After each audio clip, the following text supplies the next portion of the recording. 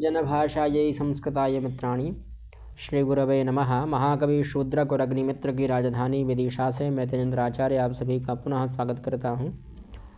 आज हम त्रिंशांश के बारे में जानेंगे। इससे पूर्व हम द्वादशांश, द्रेशकान और होरा के बारे में जान चुके थे। आज त्रिंशांश के बारे में जानेंगे। त्रिंशांश क्या होता है?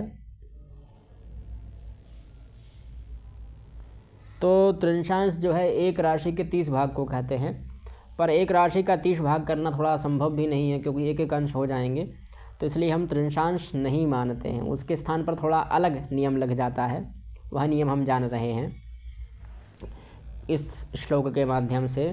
कुज यम जीव ज्ञासिताः पंचेन्द्रिय वसुमुनीन्द्रियांशानां विषमेषु समरक्षेषु क्रमेण त्रिशांशपाः कल्प्याः।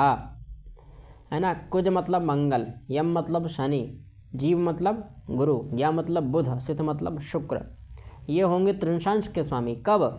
तो सममय, है ना। और अंश कितने होंगे? तो पंच, पंच मतलब 5, इंद्रिय, इंद्रिय मतलब 5, वसु मतलब 8, मुनि मतलब 7, सप्त ऋषि है ना, सप्त मुनि, इंद्रिय मतलब फिर से 5, तो कितने हो जाएंगे? 5, 5 इंद्रिय और 8 वसु हैं और मुनि है 7, है ना। और क्या बचा फिर? मुनीन्द्रिय, इंद्रिय भी हैं तो 5, ये 15 हो गए। 15 और 8 कितने होते हैं? 23, और 23 और 7 30, तो ये 30 प्रकार से हो जाएंगे। 30 टोटल हो गए ना, एक राशि के 30 भाग हो गए। अब दूसरा प्रकरण ये है, विषम में क्या करना है? तो विषमेषु समरक्षेषु क्रमेण, विषम में सम से उत्क्रम कर दीजिए, उल्टा कर दीजिए, है ना। वही अंश रहेंगे, बस उनका उल्टा हो जाएगा। पहले क्या था? 5, तो यह 5 सबसे लास्ट में आएगा।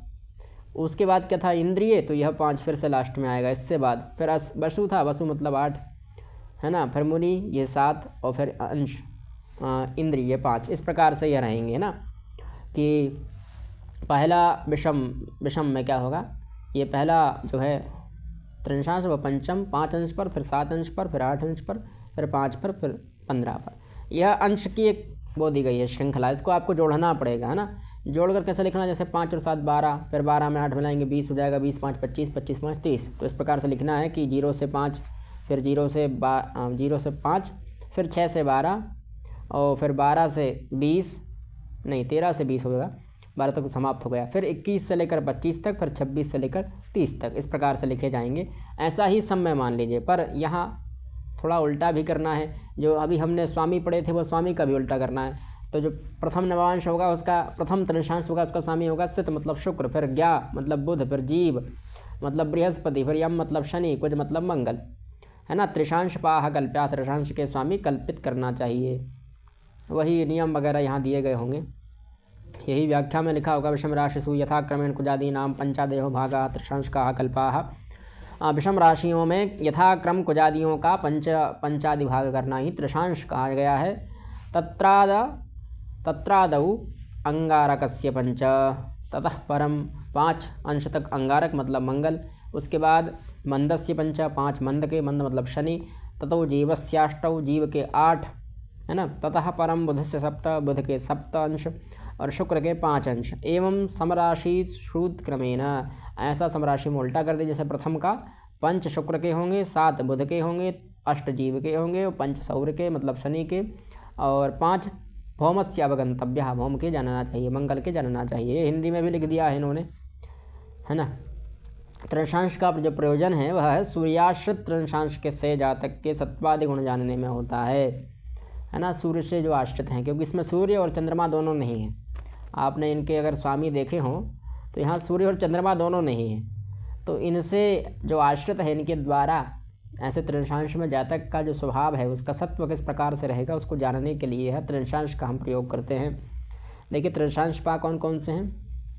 तो प्रथम 5, फिर 5, फिर 8, फिर 7, फिर 5। इसमें थोड़ा अलग लिखा है, इनको जोड़कर लिखते थोड़ा और अच्छा रहता। जैसे 0 से 5 यहाँ तक, फिर 6 से 10 तक यहाँ, और फिर 11 से लेकर 18 तक यहाँ, और फिर 18 से लेकर 25 तक यहाँ, और 26 से लेकर 30 तक यहाँ होता है ना। तो बड़ा ही सुंदर दिखता फिर वह। ऐसा ही नीचे मान लीजिए यहाँ 0 से लेकर 5 तक, फिर 6 से लेकर 12 तक, फिर 12 से 13 से 20 तक, और फिर 21 से लेकर 25 तक, और यहाँ 25 से 26 से 30 तक। तो इस प्रकार से लिखा जाता तो थोड़ा अच्छा रहता, पर इन्होंने अंश अंश लिखे हैं केवल कि देखिए ये मंगल यहाँ है सबसे लास्ट में, तो यहाँ पहले आ गया, यहाँ सेकंड पर था, यहाँ भी सेकंड पर, यहाँ लास्ट सेकंड में था, यहाँ फर्स्ट सेकंड में आ गया। यहाँ बृहस्पति समान ही रहेंगे, इनका कोई दिक्कत नहीं, अंश भी 8 ही रहेंगे। और बुध, यहाँ बुध थे चौथे नंबर पर, यहाँ दूसरे नंबर में आ गए, कहाँ, सम राशियों में। और शुक्र यहाँ लास्ट में थे, वो यहाँ फर्स्ट पर आ गए। अंश वही रहेंगे, शुक्र के अंश कितने थे, 5 यहाँ थे, 5 यहाँ हैं। और बुध के 5 के 7 के 7 ही रहे, बृहस्पति के 8 के 8 रहे, शनि के 5 5, मंगल के भी 5 के 5 ही रहे। अंश में कोई दिक्कत नहीं आई, है ना, ये ध्यान रखिएगा। दिक्कत कहाँ रखना है, सम और विषम में। यहाँ पहले विषम बनाने हैं फिर सम बनाइएगा, है ना, क्योंकि पहले विषम का नियम दिया था उन्होंने, ये नहीं सम का ही नियम दिया, तो पहले सम बनेंगे फिर विषम बनेंगे। कुज यम जीव ज्ञासता पंचेंद्रिय विषमनिंद्रियांशानाम विषमेशु समरक्षेशु क्रमेण। हाँ, सम का नियम दिया है पहले, है ना। तो